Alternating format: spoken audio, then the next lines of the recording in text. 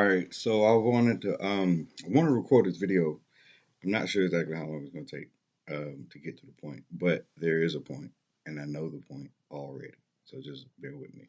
Um, well, topic of this video is going to be love, life, death, love, and rebirth. Well, what brought me to the topic. Well, I love the movie The Crow. It's one of my favorite movies. It actually the original starred Brandon Lee, son of Bruce Lee. It was from the '90s. I promise. This is the trilogy, and I bought the joint. When I saw it, I had to get it. I watched the first two and the third one. The third one wasn't as good as the other two. The third one actually has Kristen Dunst in it. You know, she was Mary Jane a couple years back in all of the Spider-Man movies. But yeah, what I love about these movies, if you've never seen it, well, the first one was starred Brandon Lee. As I say, he was the son of Bruce Lee. Um, it's a great movie. It's about the story in itself is about this guy the night before Halloween, which they called it Devil's Night. Is the night before Halloween on Devil's Night, this guy and his girlfriend, he was murdered and thrown out of a window, and his girlfriend was raped and brutally raped, and eventually died like a day later, some hours later, hours, 20 something hours later. She's sitting in intensive care and pain and everything like that, and then she died a year later, on the Devil's Night, he comes back from the dead to avenge their deaths. And he goes on, killing the people who killed them, brutal ways. It's not very. There was one funny moment. Well, one funny moment happened when this guy, Brandon Lee's character, who's called Eric Draven, um, this guy was Eric Draven, he was going to kill this one of his enemies, one of these people that had killed him. He was going to kill him, and he's like, he's he's in the room, and well, since he was brought back from the dead from the crow, when he gets like hurt or something like that, he heals, get cut, stabbed, shot, it like heals instantaneously. You know, you've seen that aspect before, but what happened? One of the funny things, he says. He's going to kill the guy who's a drug dealer. He's in the bed with his girl and whatnot. Who the guy Eric actually has another side connection to, but that's beside the point. Okay, so he's in the room about to kill this guy, and he says, "Go ahead and shoot me. You got me dead, bang." And the guy, he pulls the trigger and shoots his hand, and then the guy who shot him, his name was Fun Boy. Fun Boy is like laughing like, "Woo, I got him!" And then like Eric is like acting like he's hurt. He's like, ah, and then he's like, and like you can see through his hand, you can see his eye through his hand. He's like, "Woo, yeah!" And then Fun Boy is like, "Jesus Christ." And Eric says, Jesus Christ, stop me if you've heard this one before. Jesus Christ walks into a hotel, hands the innkeeper 3 nails, and asks, "Can you put me up for the night?" I love that joke. This is one of the greatest jokes ever. Funny thing, the whole time while he's like shooting him, while he's telling his joke, the fun boy's still shooting at him and it's still healing. He's going crazy and everything. So is I think Jesus Christ. People want to get all serious about Jesus Christ, but it's like, yo, given the circumstances, given that scene, angel of death coming back from the dead, Jesus Christ was resurrected from the dead to bring life, everlasting life to people. So much irony there. Funny thing, I used to watch that movie, The Crow. I used to watch that when I was younger. I used to watch that junk like in the '90s. When I was young, I'm 80. I'm 28. When I was in the '90s, so like even when I was like under 10, before 10, the age of 10, I was watching this movie like every day, like religiously.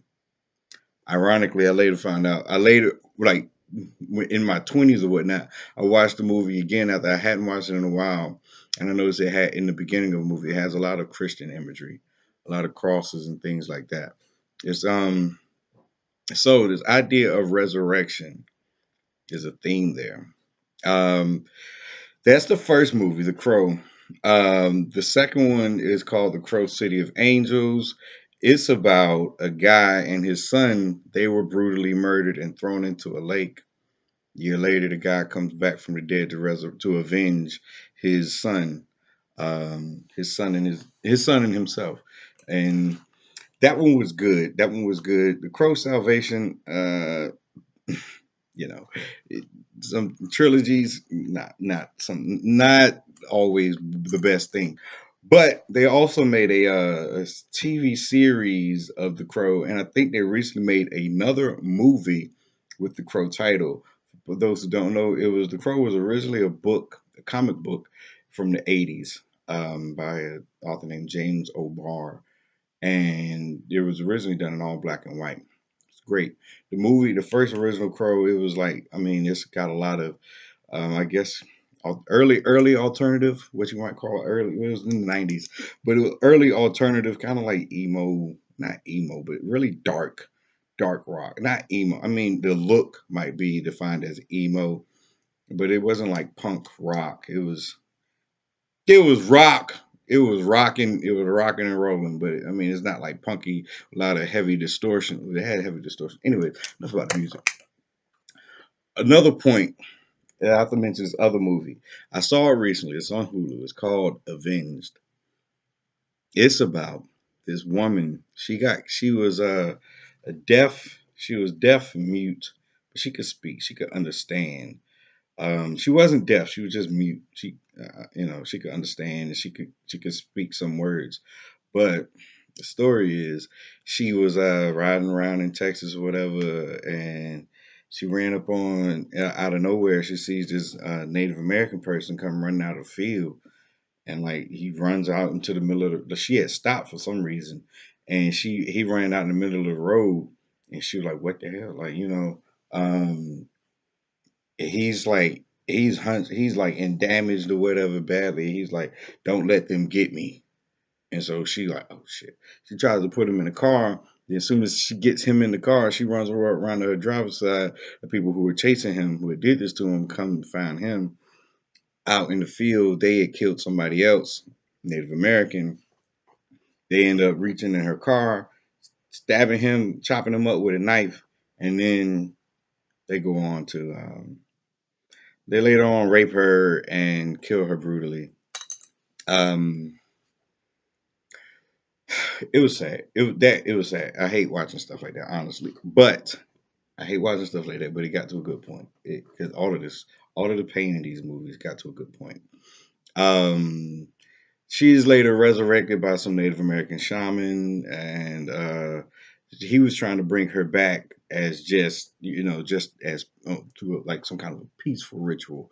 But when she was at the place where they raped and murdered her, she got the spirit of this old Native American Apache warlord on her from the place where she was at, because those guys had skulls. This had been a feud that had been going on between these white people and these Native Americans for some time. Um, and so he tried to bring her back, but she had a spirit of vengeance attached to her. Ironically, this woman, she was on the way to meet with her fiance to be married and things like that. And like he was like, man, she wouldn't hurt a fly. She wouldn't hurt a fly and things like that. Like, she had a very nice, kind soul. It got to the point to where, but she was brought back from the dead, and so I mean, partly her vengeful spirit from this other Native American, and partly her own spirit was vengeful and wanted to kill these people. Bad thing, ironically, I felt like that movie was somewhat inspired by the Crow um, ideas. But one thing I didn't like about that movie, when she was damaged and throughout things, her body never regenerated. So she had to deal with her own decomposing body. It was gross. And it didn't really, I feel like, do the legend of the Crow justice, because the Crow, as you can see on his face, he has these lines drawn on his face and is meant to invoke a certain feminine spirit The spirit of the crow, it came from I believe it was Norse mythology. It's a myth. It's a mythological thing in many cultures where there was a spirit that would carry souls from the living to the dead. And I believe it was in Norse mythology. This crow spirit that would carry these spirits was a female, and so that is why his face is painted this way. And all of the other people in the trilogies and things like that, they all had that iconic face paint. Yeah, you probably seen it on Sting from WCW too, but that's a whole nother thing. Who knows? I still don't know where he got that from personally. But at the end of the movie, Avenged, she kills the people who killed her, and her husband, her fiance, he actually ends up showing up through some other events in the story. And one funny part was they had him tied to a chair, and she was like coming to get the people that killed him, and he was like, "Y'all killed her, didn't you? And now she's coming back to get you." And so when she's out there like causing a muck or whatnot, he was like, "Get him, baby, kill him, baby, get him, give him hell, baby. Oh, she's gonna get you." Like he was like real turned up, like it was like real. It was honestly really powerful. Um, I mean, especially given the circumstances of your lover has come back from the dead to kill people who killed her, and you just have to sit and watch. But what can you do besides cheer her on? Um, Later, she killed the guy. She killed the people who killed her, and then the last person, he had kind of hit her with a chainsaw. And so after the chainsaw, he was dead. She crawled over to some like under the undefiled grave, and it was an empty grave, and it was where some other of those Native American skulls were. And her fiance ends up like setting her body, like she was still like alive ish, like coherent and speaking to him. You could tell she was in so much pain, and all he could do was he set her body on fire to send to give her peace. Um, After that, her fiance was speaking with the Native American shaman guy who had resurrected her. He was like, the fiance was like, "I just wish there was more I could have done for her or something." And the shaman guy was like, "You did all that you could do."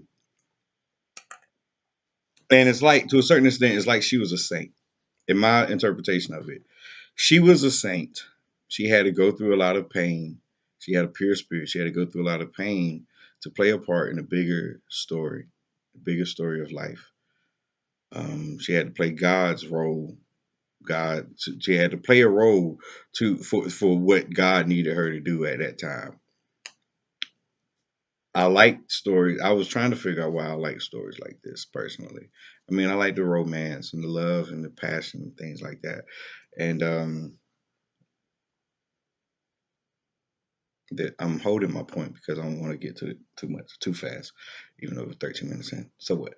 It's raining outside right now. A big theme from the first Crow movie was "It Can't Rain All the Time." The character, he had a song that he had sang that was called "It Can't Rain All the Time" because the city they were in, it was always raining. Some girl was riding a skateboard, and he was like, "It's much like surfing, isn't it?" And he said, "It can't rain all the time." A lot of times in our life, we go through hard times. We go through hard times. We go through struggles. We go through moments and periods of darkness, not just one day, but many days at a time. I'm, I would like to impart to you, when you're going through a period of darkness, keep on going through it, as hard as it may be, because one day you're going to get out of that. One day you're going to be, and when you do get out of that darkness, it's going to feel like you've been reborn. It's going to feel like you started a whole new life. You're going to see things differently. You're going to feel things differently. And sometimes we have to go through some painful parts, some really painful parts. It, Moments of darkness, moments of uncertainty, moments of, I mean, nothing's working. And you're like, why me? Why me? Why me, Lord? Why I got to go through this? Sometimes, we would like to think, oh, okay, it makes you stronger. The struggle makes you stronger. Yes, yes, yes. But even less than that, you have to play a part in the larger story of life. What you are doing right now It's benefiting somebody right now, and it will benefit somebody later. You have to be where God needs you to be to do what God wants you to do and to play the roles that God needs you to play so that the story of life can play out as it should and as it's supposed to. Bob Marley had a line in a song. Um, some say it's just ironically in the song redemption song. You're talking about, I got kidnapped by the pirates and they brought me here to put me through so much oppression and everything like that. Bob was like, some say it's just a part to fit. We've got to fulfill the book, the Bible. We got to fulfill the stories that that we are living through. We all have our different roles that we play. Play your part, play it well. Eventually, when you get to the sunshine, it'll feel like you've been reborn. It'll feel like a new life, a new start. You may remember some of it, but if you do or you don't, it's irrelevant. Just remember to stay strong, stay up, stay down, stay strong, never die. Peace, y'all.